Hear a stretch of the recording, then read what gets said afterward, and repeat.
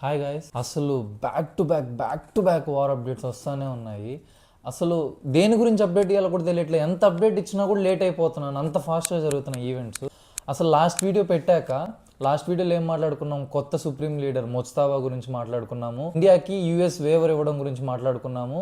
India పైన USA చేసిన comments గురించి మాట్లాడుకున్నాము. ఏంటి, చైనాతో చేసిన సేమ్ మిస్టేక్స్ ఇండియాతో చేయము, బౌండరీస్లో పెట్టి చేస్తాము, ఇండియాని డెవలప్ చేస్తాం కానీ చైనాకి ఇచ్చినంత ఫ్రీడమ్ ఇవ్వని మాట్లాడుకున్నారు. ఇది కాకుండా ఇరాన్ ఒక అపాలజీ వీడియో వదిలింది. ఏంటి, యూఏఈ కంట్రీస్ ఇంకొకసారి మీ పైన అటాక్ చేయము, మేము చేసిన తప్పు, హెల్ప్ చేయకండి యూఎస్కి, చేస్తే మాత్రం మేము ఒప్పుకోమని చెప్పి ఒక అపాలజీ వీడియో వదిలింది. కానీ అపాలజీ వీడియో వదిలిన కాసేపటికే ఒక డ్రోన్ వచ్చి దుబాయ్ ఎయిర్పోర్ట్ని కొట్టిందని చెప్పా కదా. ఆ తర్వాత 2-3 hours Dubai airport shut down అయింది. ఏంట్రా బాబు, అపాలజీ వీడియో చెప్పాక కూడా జరగడం ఏదైనా మిస్కమ్యూనికేషన్ అని అనుకున్నాం కదా. యాక్చువల్గా అపాలజీ చెప్పిన తర్వాత మళ్ళీ స్పెషల్గా కొట్టడం మొదలుపెట్టింది యూఏఈ కంట్రీస్ని, ఎస్పెషల్లీ డీసాలినేషన్ ప్లాంట్స్. అంటే యూఏఈ కంట్రీస్ అన్నిటికీ వాటర్ రివర్స్ ద్వారానో వర్షం ద్వారానో రాదు, వర్షాలు పడవు అక్కడ, అసలు ఏమీ పడవు, రివర్స్ కూడా చాలా తక్కువ, డ్రింకింగ్ వాటర్ తక్కువ. సో వాళ్ళు యాక్చువల్గా ఓషన్ వాటర్ని డీసాలినేషన్ చేసి దాన్ని ఒక నార్మల్ వాటర్గా తయారు చేసుకుంటారు. దానికోసం వాళ్ళు కొన్ని ప్లాంట్స్ ఉన్నాయి. ఇరాన్ వెళ్ళి ఆ ప్లాంట్స్ని కొట్టడం మొదలుపెట్టింది.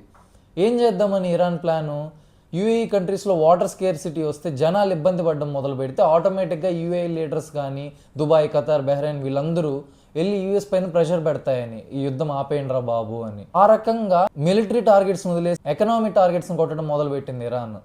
జస్ట్ ఏంటి, అపాలజీ వీడియో చెప్పాక మళ్ళీ మిసైల్స్ వదలడం మొదలుపెట్టింది యూఏఈ కంట్రీస్ పైన. ఇక్కడ కామెడీ ఏంట్రా అంటే, అపాలజీ వీడియో చెప్పగానే యూఎస్ఏ మా వల్లే, మేమే కాపాడినాం యూఏఈ కంట్రీస్ని, మా వల్లే ఇప్పుడు ఇరాన్ ఆపేసింది, అందుకే భయపడి యూఏఈకి సారీ చెప్పిందన్నారు. వెంటనే మళ్ళీ అటాక్ చేయడం మొదలుపెట్టింది ఇరాన్. ఇక్కడ కామెడీ అయిపోయింది యూఎస్ఏ. అండ్ ఇంకోటి మాట్లాడుకున్నాం కదా, రష్యా దగ్గర నుంచి వేవర్ ఇచ్చింది యూఎస్ఏ అని. ఇప్పుడు మనకి ఆయిల్ కంటే కూడా ఒక ఇంపార్టెంట్ స్కేర్సిటీ ఏమొచ్చిందంటే, ఇండియాలో ఎల్పిజి గ్యాస్ స్కేర్సిటీ వచ్చింది. బేసిక్గా ఏంట్రా అంటే, మనకి 85-90% ఆఫ్ ఆయిల్ మనం బయట నుంచి ఇంపోర్ట్ చేసుకుంటాము, మిగిలిన 10-5% మాత్రమే ఇండియాలో ప్రొడ్యూస్ చేయగలుగుతాము. At the same time LPG only 40% మాత్రమే మనం మన కంట్రీలో ప్రొడ్యూస్ చేసుకుంటాము. రిమైనింగ్ 60% ఏదైతే వాడతామో అది బయట నుంచి తెచ్చుకుంటాం. అంటే ఎలా అంటే, మనకి ఇండియాలో 100 సిలిండర్లు కావాలంటే కేవలం 40 సిలిండర్స్ మాత్రమే ఇండియాలో తయారు చేసుకుంటాం. 60 సిలిండర్స్ యాక్చువల్గా బయట నుంచి వస్తాయి. ఆ వచ్చే 60 సిలిండర్స్ కూడా 50 సిలిండర్స్ స్ట్రైట్ ఆఫ్ హార్మస్ నుంచే వస్తుంది. సో మనకు వచ్చే 90% ఆఫ్ ఇంపోర్టెడ్ ఎల్పిజి గ్యాస్ ఏదైతే ఉందో అది ఇప్పుడు ఇరాన్ బ్లాక్ చేసింది స్ట్రైట్ ఆఫ్ హార్మస్లో. దెబ్బ ఇండియాలో అన్ని హోటల్స్ చాలా క్లోజ్ అయిపోయాయి. పీజీస్లో అయితే మేము ఫుడ్ పెట్టట్లేదు, మీరే ఇంక బయట తెచ్చుకొని తినండి అని చెప్పి ఎల్పిజి షార్టేజ్ వచ్చేసింది ఇండియాలో సడన్గా. ఎక్కడో ఇజ్రాయెల్, ఇరాన్, యూఎస్ఏ కొట్టుకుంటుంటే ఇండియాకి తగలడం ఏంటి, అసలు ఎంత విచిత్రమైంది చూడండి వార్. అసలు ఎవరెవరో కొట్టుకుంటే ఎవరెవరికో తగలడం. కానీ దీని అన్నింటిలో కూడా ఒక మంచి పాయింట్ ఏంట్రా అంటే, రష్యాకి ఇప్పుడు రష్యా దగ్గర నుంచి మనం ఎలాగైనా ఆయిల్ కొనాలి కదా, అయినా సరే రష్యా ఎంత పెట్టినా కొనాల్సిన సిచ్యువేషన్ మనం ఇప్పుడు ప్రైజ్. బట్ స్టిల్ రష్యా, మేము ఎప్పుడు ప్రైజ్లు ఎలా పెట్టాం, ఒకప్పుడు ప్రైజ్లు ఎలా పెట్టామో ఇప్పుడు అలాగే పెడతాం, ఇండియాకి ఆయిల్ పంపించడానికి మాకు ఏ ఇబ్బంది లేదని మంచి ప్రైస్కి, కరెక్ట్ ప్రైస్కే ఇస్తుంది రష్యా. ఆ విషయంలో రష్యాని మెచ్చుకోవాలి మనం యాక్చువల్గా. ఇంకోటి, యూఎస్ వాళ్ళు మనకు వేవర్ ఇచ్చాము, మీరు కొనుక్కోవచ్చు అని పర్మిషన్ ఇచ్చినట్టు మాట్లాడారు కదా, దానికి మన వాళ్ళు కూడా మాకు ఆయిల్ ఆబ్వియస్గా మేము కొంటాం ఎక్కడి నుంచి అయినా, దానికి ఎవరు పర్మిషన్ ఇవ్వాల్సిన అవసరం లేదని మన వాళ్ళు కూడా స్టేట్మెంట్ లాగే వదిలారు. That's a good thing. కానీ ఇక్కడ అన్నిటికంటే ఇంపార్టెంట్ ఏంటంటే, యూఎస్ఏ ఇరాన్ కొట్టుకుంటుంటే మనకి ఎల్పిజి షార్టేజ్ వస్తుంది ఆ స్ట్రైట్ ఆఫ్ హార్మస్ క్లోజ్ అవ్వడం వల్ల. And at the same time Iran వెళ్ళి తెలివిగా డీసాలినేషన్ ప్లాంట్స్ని కొట్టడం మొదలుపెట్టింది. ఫస్ట్ది బహ్రెయిన్స్ డీసాలినేషన్ ప్లాంట్ని కొట్టింది డ్రోన్తో. చాలా మెటీరియల్ డ్యామేజ్ జరిగింది అన్నారు. ఇది కన్ఫర్మ్ కూడా చేసింది గవర్నమెంట్. ఇది చేయడం తప్పు కదా అని అడిగితే ఇరాన్ ఏమంటుందంటే, యాక్చువల్గా యూఎస్ఏ ఫస్ట్ ఇలా చేసింది, మా డీసాలినేషన్ ప్లాంట్ని కుసుమ్ అనే ఐలాండ్లో కొట్టింది, దానివల్ల 30 విలేజెస్కి వాటర్ ఎఫెక్ట్ అయింది, ఈరోజు మీరు మొదలు పెట్టారు కాబట్టి మేము ఇది చేస్తున్నాము అని చెప్పి ఇరాన్ స్టేట్మెంట్. సో ఇరాన్ కూడా యాక్చువల్గా ఇక్కడ డీసాలినేషన్ ప్లాంట్స్ పైనే సర్వైవ్ అవుతుంది, ఎందుకంటే వాళ్ళకు కూడా అంత వాటర్ ఏం లేదు, వాటర్ స్కేర్సిటీ లేదు, వాళ్ళ వాటర్ మేనేజ్మెంట్ కూడా పెద్ద గొప్పగా ఏమి ఉండదు. మా ఎకనామికల్ టార్గెట్స్ కొట్టి సివిలియన్స్ని ఎఫెక్ట్ చేస్తున్నారు కాబట్టి నేను దుబాయ్ వీళ్ళని కొడతాను, అప్పుడు నువ్వు ఆపుతావు అని చెప్పి ఇరాన్ మాట్లాడుతుంది.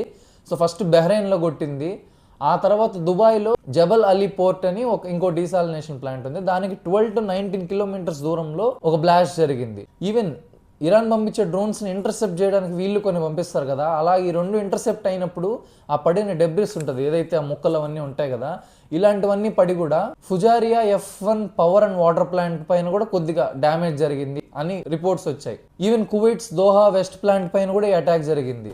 సో ఇలాగా అసలు బ్యాక్ టు బ్యాక్ ఏ మాత్రం గ్యాప్ లేకుండా, యాక్చువల్గా ఒక వీడియో చేశాను, మిడిల్లో ఉన్నాను, ఆ వీడియో వదిలే లోపలే ఇంకా కొత్త కొత్త అప్డేట్స్ వస్తున్నాయి. గ్యాప్ లేకుండా బ్యాక్ టు బ్యాక్ అప్డేట్స్ వస్తున్నాయి. పిచ్చెక్కి పోతుంది, ఇంత ఫాస్ట్గా జరుగుతుంది ఏంట్రా బాబు అని. సో ఎల్పిజి షార్టేజ్ వచ్చింది. మేబీ వార్ ఇలాగే చాలా రోజులు జరిగితే రష్యా నుంచి మనం ఆయిల్ కొనుక్కుంటూ ఉండాలి. ఒకవేళ అక్కడ కూడా ఏదైనా పొరపాటు జరిగితే మాత్రం ఆయిల్ స్కేర్సిటీ కూడా వస్తుంది.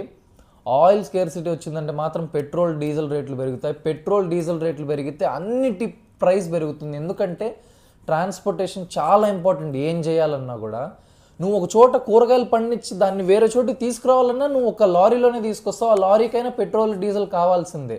సో వార్ చాలా ఎఫెక్ట్ చేయబోతుంది. అసలు ఎక్స్పెక్ట్ చేయలేదు. నేనేదో సరదాగా కామెడీగా కొట్టుకోండిరా బాబు అందరూ ఏముందిలే అని చెప్పి అనుకుంటా ఉన్నాను. బట్ మెల్లమెల్లగా మన పైన పడుతుంటేనే తెలుస్తుంది ఎంత ఇబ్బంది పెడుతుందో వార్ అనేది, జీవితాలను ఎంత నాశనం చేస్తుందో వార్ అనేది. రెండు దేశాలు కొట్టుకోవడం వల్ల, యాక్చువల్గా లీడర్స్ కొట్టుకోవడం వల్ల ఇంతమంది సఫర్ అవుతున్నారు. బట్ ఈ వీడియో ఎక్కువ చేయట్లా, ఎందుకంటే నేను ప్రూఫ్స్ పెట్టి ఇవన్నీ పెట్టే లోపలే కొత్త అప్డేట్స్ వస్తున్నాయి. నేను మ్యాక్సిమం కన్ఫర్మ్ అయ్యాకే చెప్తున్నాను మీకు ఇది. సో ఇలాగా బ్యాక్ టు బ్యాక్ అప్డేట్స్ వస్తున్నాయి. ఈ లోపల ఇంకేదైనా అప్డేట్స్ వస్తే కొత్త వీడియో వదులుతాను. బట్ ఏం జరుగుతుందనో క్లారిటీ కావాలి, ఈజీగా అర్థం చేసుకోవాలంటే నా వీడియో చూడండి. సింపుల్గా షార్ట్గా ఒక సమ్మరీ లాగా చెప్తా ఏం జరుగుతుంది ఇలాగే. సో సబ్స్క్రైబ్ కొట్టుకోండి, టక అప్డేట్స్ ఇస్తూ ఉంటా.